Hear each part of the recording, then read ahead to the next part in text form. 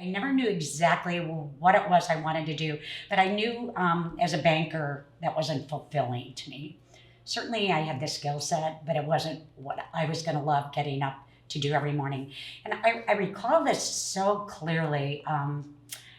My dad, who was an emergency physician, said to me one day when he came to visit me at the bank, he said, "Do you like this?" And I go, "Well, no, it's a job." It never occurred to me that you should love what you do. And my dad loved what he did. He just loved going to work. And he goes, "I don't know, this doesn't seem like it suits you. You know, you have to work a long time." He said, "You should think about a career that you love what you do." That took me to the whole hotel business, which I'll just brush over quickly. Hilton and Hyatt, great career in there, where I think so much of my networking for this job took place because it is hospitality, tourism, it's arts, entertainment, all of those things are interconnected. And I had a great career there and left to have my own meeting planning venture with my cousin, and then on my own, where I did meetings, conventions, production of shows. You know, I produced industrials like in hotel ballrooms for people like, you know, Big Temptations for Tubbs, Bob Newhart, kind of big shows. And then the Auditorium one day hired me to do one event. This was September 1997, 24 years ago, right now. They knew about me from a board member.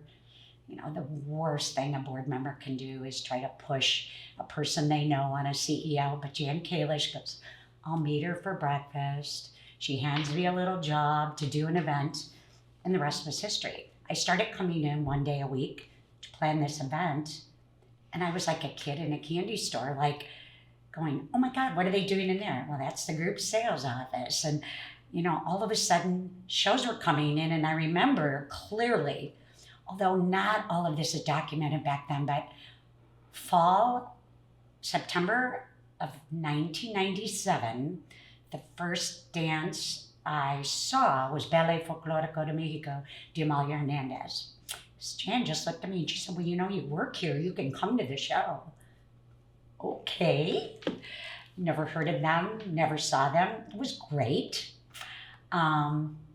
Scrolling forward, I was coming in one day a week till the event, and then I had some ideas for them about selling tickets, and it was from my hotel background, selling conventions. I was in sales for Hilton and Hyatt, and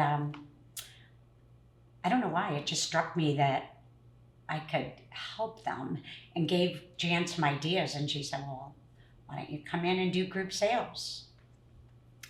And I recall my first couple of really great sales where Les Miserables was playing for about the whole month in February. And the creators of Les Mis were coming in to a matinee on a Wednesday, and it wasn't filled. Now, this was probably the second or third time it had come through. And all I remember is I went home that night, picked up a phone and called the principal of my children's grade school, said, "Hey, I have a great opportunity, $15 tickets.